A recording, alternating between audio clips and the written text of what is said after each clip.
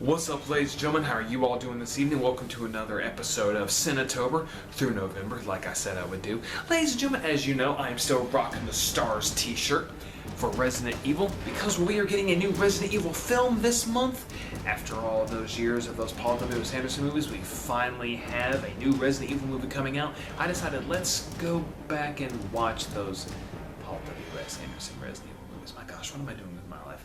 Anyways, in spite of the season, I figured what a great way to start this off. And also, for all those who don't know, this movie actually comes out on Turkey Day. And I thought, what a great way to start the holidays. You got Resident Evil coming out on Turkey Day, which then leads into Black Friday, which I consider the holiday version of The Purge.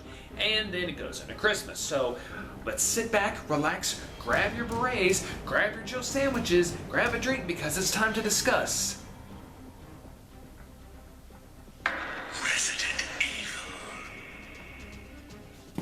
Okay, so the Paul W.S. Anderson Resident Evil movie. I actually remember when this movie first came out, my first introduction to Resident Evil was actually the remake, but I actually didn't really know anything about it. And then when I seen that there was a movie, I was like, oh my gosh, this is freaking awesome. Well, I'll just get caught up right now. And I watched the movie and I was like, oh, that was cool, but why didn't I see anything from the game? And I was just like, okay, well, maybe that's later down the line, well, whatever. And then when I actually first played the game, I was like, oh my gosh, this has nothing to do with the game whatsoever. I was like, this is awesome. Why is there nothing in this movie that is from the game?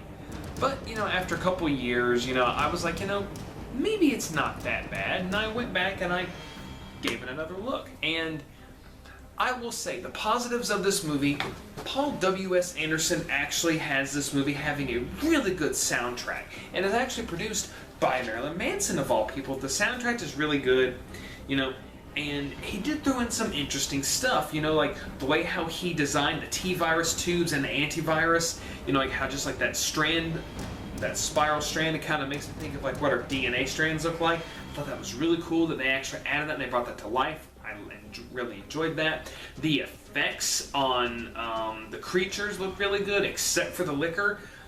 The liquor looks bad, but I'm like, what can you expect from the early 2000s? The way how they did the dogs was amazing. You had literally spaghetti sauce and everything, just making the dogs really look like they were freaking undead. And it was just amazing. When I seen those dogs, it was like, okay, that is pretty cool. And even though I would give this movie crap, actually this movie does have a lot of the Resident Evil formula. You've got people are in a place and there's zombies, and there's a timer for a bomb that's going to go off, and there's this big bad that you got to fight, and there's always somebody who turns against people. So it actually does have the Resident Evil formula. Now, unfortunately, it does not take place in the Arkley Mansion, and there's not an Arkley Mansion incident, but there actually is an incident. So he took the main premise of the first game, and he actually did put it in the film. He just did it differently with the virus breaking out and people dying due to the virus. And now we have to have a team go and check out and to see what happened, why it happened, and try to figure out what's going on. So he copied the formula, and he did that. I will say that. Unfortunately, I do not like how we don't have characters that are not from the games whatsoever. We got no Jill Valentine until the next movie. Chris doesn't show up until the fourth movie. Claire shows up in the third movie, but she really just has the name. She's nothing like the character. You've got Carlos. You could say he might be one of the most faithful adaptations. You got Nikolai. He's not faithfully adapted at all whatsoever. I understand that he, was trying to, make this have its own separate story, but he didn't have anything to do with the characters from the games, which we all love. I would have loved to have seen Jill Valentine in this movie. I would have loved to have seen Chris in this movie. Barry! Why does Barry get no love in the movies? Barry's not even in the new one. And I was really hoping to get a line about a Jill sandwich. That line actually is in the movie from the trailers that I've seen. But, after I went back and I watched this movie, I actually didn't really have that many problems with it. I didn't like some of the music cues, like the music just all of a sudden stops or just starts at places that it doesn't work. The whole thing of this being a new character played by Milla Jovovich, Paul W.S. Anderson's wife, and she does go with what she's given.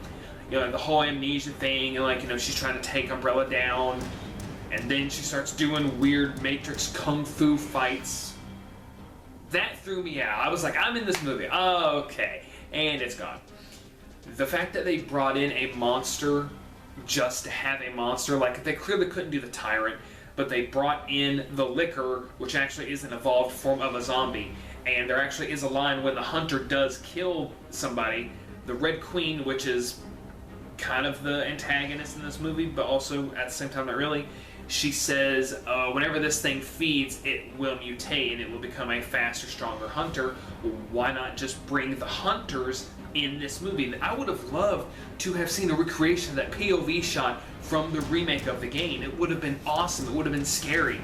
But no, instead they gave us a liquor with no explanation. In all honesty, none of the creatures in these movies have any explanation whatsoever except the zombies. And I also did wonder, okay, so we got these zombies, but why do they not look undead? Why do they not look grotesque? And some do, but not like what I'm used to from the movie, from the game.